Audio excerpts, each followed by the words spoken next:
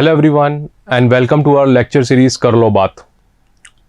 In this lecture series, it is our quest to ease the difficult topic of law for you. And I am your faculty Sujat Dikshit, faculty legal, CLAT Prep. So now let's start with our today's concept. In today's concept, what we are going to do is we are going to deal with a very easy, I would say, but a very confusing topic, that is strict and absolute liability. And in today's topic, we will be elaborating this concept in a very crystal and very clear and very easy manner. That is what our quest for you. So let's start. So now let's see the topic of strict liability. Now what actually under tort we study is always a tortious liability. Means, let's say with my act, what I do is I violate some legal right of yours, then I will be held accountable for it, right? But what happens under strict liability is we call strict liability as no fault liability. So means मतलब क्या हुआ, देखिए जब भी हम tort करते हैं, जब भी हम टॉर्ट पढ़ते हैं तो टॉर्ट में हमेशा क्या होगा, एक व्यक्ति टॉर्ट फीजर होगा, a person would be a tort feeser. So by his own act, what the person would be doing is violating the right of someone else, right? Then the person will be held accountable. We'll call the person as tort feeser and the person will be held accountable for his acts. But when we come to the concept of strict liability, what actually it is, देखिए इसमें क्या होगा, इसको हमेशा बोलेंगे no fault liability. इसका मतलब क्या होगा कि भले ही आपकी गलती हो, आपकी गलती नहीं हो, कोर्ट क्या कर रहा है, कोर्ट नो फॉल्ट लायबिलिटी के हिसाब से भी आपको लायबल ठहरा रहा है ना. तो अभी इसका मतलब क्या हुआ कि इसका मतलब तो it is somewhat a exception to the concept of tort, है ना. बिल्कुल, इसीलिए इसको बोलते हैं a very curious concept of strict liability and absolute liability. So our quest of today is only to decode this कि ये particular concept of strict liability and absolute liability होता क्या है और कैसे ये कॉन्सेप्ट आए और इन कॉन्सेप्ट्स में डिफरेंस क्या है आपस में, और टॉर्ट के अंदर ये कॉन्सेप्ट लाई कर रहा है. तो बेसिकली अपने कन्वेंशनल लॉ ऑफ टॉर्ट्स से ये कॉन्सेप्ट डिफरेंट कहाँ पर है. ठीक है, देखिए स्ट्रिक्ट लायबिलिटी के लिए जैसे अगर आप एनालाइज करेंगे इस फोटोग्राफ को तो आपको साफ दिख रहा है, देखो यहाँ इंडस्ट्री बना रखी है. तो इसका मतलब हमें एक चीज़ क्लियर होनी चाहिए कि strict liability basically commercial tort में आता है. मतलब when we talk about the industrial application of law of tort, this concept will come into the application. So now let's see, you remember this, strict liability is what, it is no fault liability. Now let's start. अब देखिए तो strict liability basically होगा क्या. Strict liability होता है under tort, what strict liability is, see let's start with an example. Right, see what if I bring in my premises a dangerous thing, है ना. Let's say I have an industry, I have a cloth making industry, cotton cloth manufacturing unit. So what I did was कि हमारे जो cotton cloth की industry है ना, उसके अंदर रिजर्वायर चाहिए होता है, वाटर रिजर्वायर. So हमारे पास पहले एक वाटर रिजर्वायर था, है ना. अब हमने क्या करा, प्रॉफिट बढ़ाने के लिए हमारा जो वाटर रिजर्वायर ना, इसकी कैपेसिटी 2x करनी है. यानी ऑलरेडी हमारे पास 1000 लीटर का वाटर रिजर्वायर है. And now what we did is we hire a third party independent contractor. ठीक है, हमने किसी को ठेका दे दिया कि he will construct another reservoir. Let's say this is reservoir A and he will construct reservoir B for us, let's say of another 1000 litre capacity. Okay, so we will consider this as the dangerous object. भाई जैसे हमने बनाया ना, तो ये क्या है, ये एक डेंजरस ऑब्जेक्ट हो गया, क्योंकि एक तरीके से what we are doing is we are doing something that is not natural, right. We see pond, lakes, rivers, they are natural. But when we construct a reservoir, let's say a well, a reservoir, it is also, these are all man made things. So what we will consider is we consider them as non natural use and also these things are dangerous, है ना. तो जैसे हमने हमारे premises पर हमने we doing और keeping a dangerous thing, हमने डेंजरस थिंग बनाई अपने प्रेमाइसिस पर and this dangerous thing escape. Let's say कि the third party independent contractor, let's call this third person independent contractor as Ramu. Now this particular Ramu, he constructed this reservoir for us and let's say fault क्या हो गया इसके अंदर, that Ramu overseas. Ramu ने क्या करा, रामू को पता था कि जो रिजर्वायर बना है ना, इसके अंदर जब खोदा, when he was digging this particular land and taking out the mud and all the recede out of it, so there were many shafts going on, means many pipes were going, and Ramu ने क्या करा, इनको तो काट दिया. ठीक है, रामू ने वो जो पाइप थे ना उनको सबको कट करके यहाँ पर एक प्रॉपर रिजर्वायर ना हमको बना करके दे दिया हमारे लिए। तो एक प्रॉपर रिजर्वायर यहाँ पर हमारे लिए बन जाता है, पर वो क्या करता है, इन शाफ्ट्स को पैक कर देता है सबको। He pack all these shafts and a proper reservoir is given to us. So according to us, a proper reservoir was being constructed. So what happened was we filled it with the water. But in the course, when we filled it completely up to the top, this water, it breaks these particular seals, and let's say the water flowed from here to the industry of someone else. Let's say this is the industry of Suresh, and in his industry, this water, all water flowed from here to here and flooded his industry. तो यानी इस scene में क्या हो गया, देखिए हमने एक काम किया जो कि था हमारा लेट्स से कॉमर्शियल एक्टिविटी थी। कॉमर्शियल एक्टिविटी में हमने एक रिजर्वायर बनवाया और उस रिजर्वायर के अंदर क्या हुआ, जो भी वाटर था वो बनवा लिया, अब वो भर दिया उसमें। अब वो रिजर्वायर ही गलत तरीके से बन गया तो सारा पानी लीक होकर दूसरे की इंडस्ट्री में चला गया।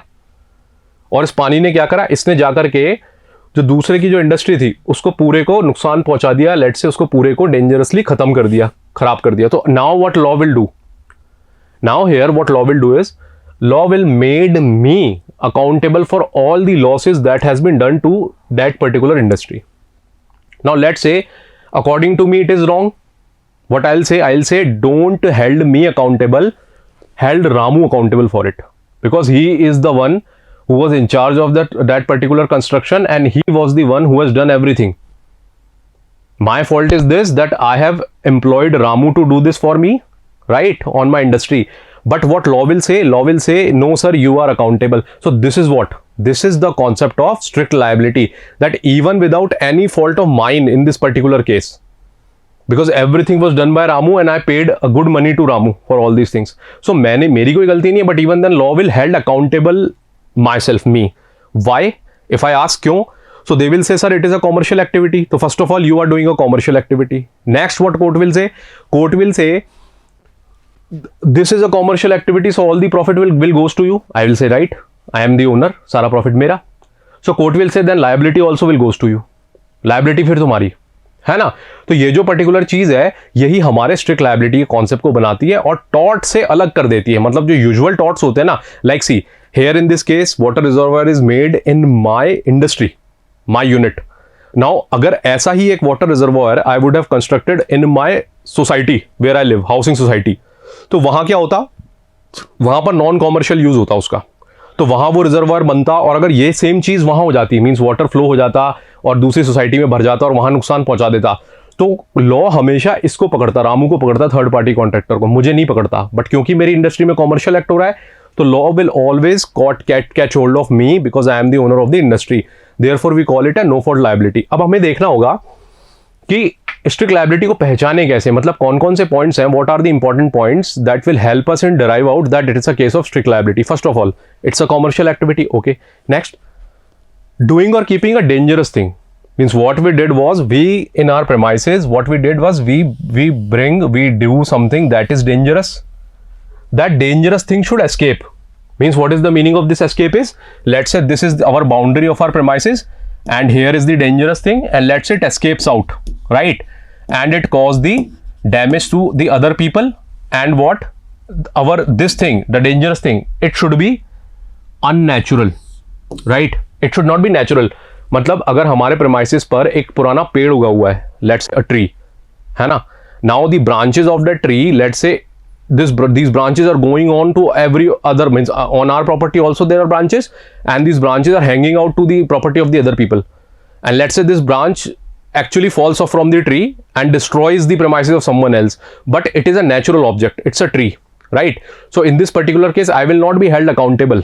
But what if there is something like water reservoir, what if there is something like gas container, है ना। अब जो ऐसी चीजें अगर हम अपने प्रेमाइस पे कर रहे हैं तो वो नेचुरल हो गई, बिल्कुल हो गई। तो अब यहां से अगर वाटर फ्लो करेगा तो वो दूसरे को नुकसान पहुंचाएगा, और जैसे ही ऐसा हो गया तो हम कहेंगे कि ये तो क्या हो गया, ये है case of strict liability, it is a case of strict liability. Now हमको ये देखना है, देखिए सबसे इंपॉर्टेंट एस्पेक्ट स्ट्रिक्ट लायबिलिटी के अंदर क्या होता है कि हमें देखना होता है स्ट्रिक्ट लायबिलिटी में law gives us certain defences, कि अगर उन स्थितियों में, means in that case, in the cases of those defences, if strict the concept of strict liability lies, may be we will not be held accountable. So we will see those defenses, but first we will see a case which is very important as far as strict liability is concerned, because this is the case where the strict liability concept has been evolved by the courts. And the case is what? Case is Ryland versus Fletcher. अब देखिए यहाँ पर Ryland versus Fletcher में होता क्या है, देखिए एक पर्सन होता है फ्लेचर, ठीक है. फ्लेचर कौन होता है? In our case Fletcher is what? Fletcher is the person who is the owner of a mill, right? And he employed a contractor.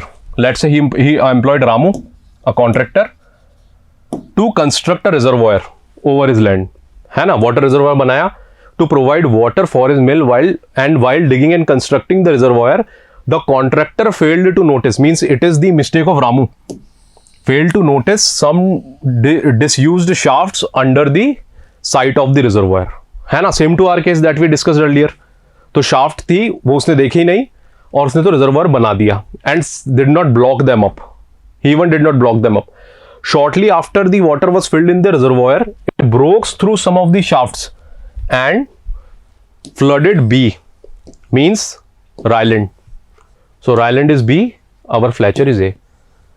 What happened was it flooded B, the plaintiff's coal mines on the adjoining land. मतलब इसकी property में जाके भर जाता है.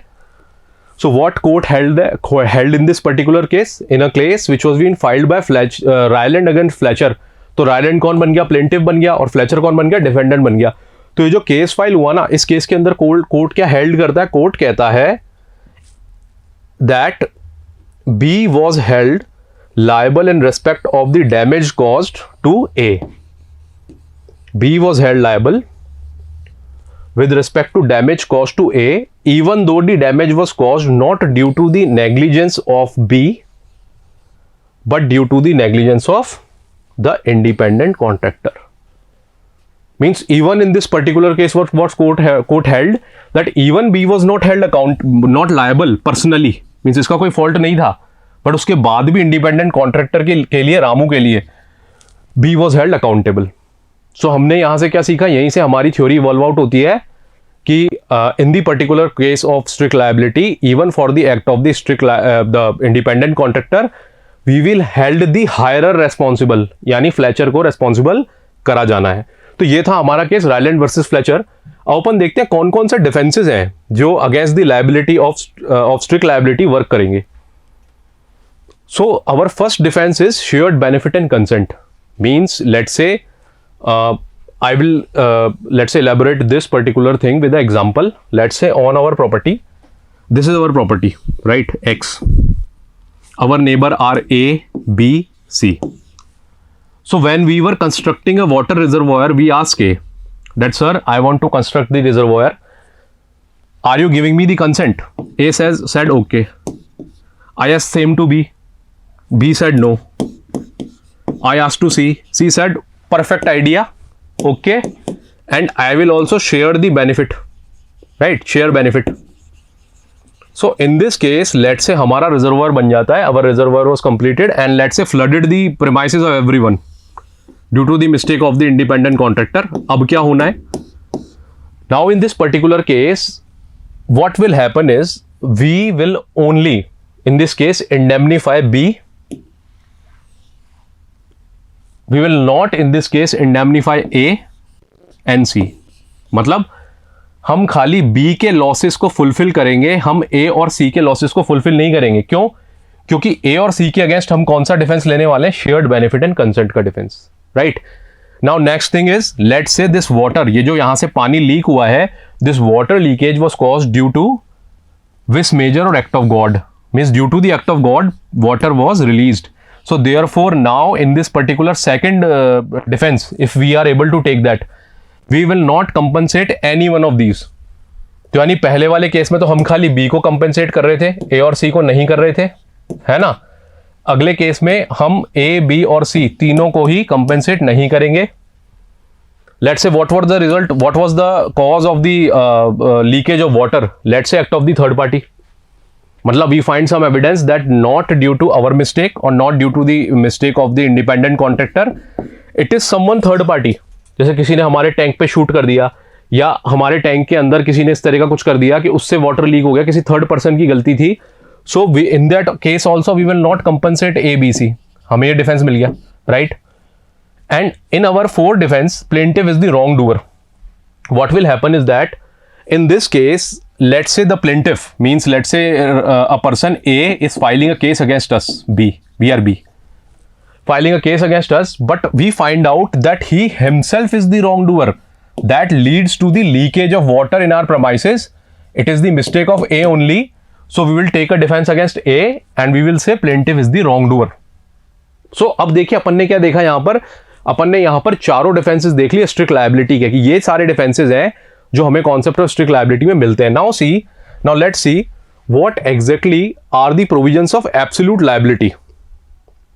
अब देखिए absolute liability के साथ क्या है कि absolute liability was introduced in India under the case of MC Mehta versus, in the MC Mehta's case, right. So what happened was see, two major industrial catastrophes leads to the concept of absolute liability. सो किस case के कारण ये develop हुआ? पहला case था हमारा Bhopal gas tragedy case और दूसरा केस था हमारा MC Mehta versus union of India. So ये केस कहाँ बनता है, ये केस डेवलप कहाँ होता है? भोपाल गैस ट्रेजेडी केस में क्या होता है बेटा कि जो भोपाल है ना, in the city of Bhopal there was a company call Union Carbide. So Union Carbide के प्लांट से methyl isocyanide gas was leaked. Now that particular gas caused a lot of damage to the city of Bhopal and people were dying. So lots of people died, mean millions of people dies, and in that particular case we evolve with the concept of absolute liability. Further on, the courts carried on this particular concept in the oleum gas leak case which happened 2 years after. So now let's see what the court held, means what court did was, while introducing the concept of absolute liability, court ने difference समझाया कि strict liability और absolute liability में difference क्या होगा, है ना. और एब्सोल्यूट लायबिलिटी में खुद ही समझ लीजिए, स्ट्रिक्ट लायबिलिटी में हमने डिफेंस देखे थे, एब्सोल्यूट लायबिलिटी में नाम ही एब्सोल्यूट आ रहा है. इसका मतलब क्या होगा कि यहां पर लायबिलिटी एब्सोल्यूट होगी, मतलब कोई डिफेंस हमारे पास होगा ही नहीं, है ना. बस हमें यही समझना है कि कौन सा डिफेंस क्या नहीं होगा और क्यों नहीं होगा, है ना. Means what defences we are not been given, why we are not been given the defences, right. तो हमें यही समझना है. Now let's see in the next slide. In this slide हम ये देखने वाले हैं कि क्या हेल्ड हुआ. सो देखिए सबसे पहला difference strict liability and absolute liability में क्या होगा. First difference, strict liability lies against dangerous activity, absolute liability lies against hazards और इनहेरेंट डेंजरस एक्टिविटीज. मतलब समझे, ओल्ड केसेस, वाटर रिजर्वॉयर, है ना, छोटी चीजें, पानी का reservoir, water reservoir, things like these which is dangerous but they are not hazardous. Hazardous are what? Hazardous are something that will definitely cause death of human beings. Like let's say here it was only water, and what was there in absolute liability? Methyl isocyanate. It's a very lethal gas, है ना. Cyanide, a very lethal substance, poisonous substance. Next, escape necessary means in our premises this law will protect outsiders.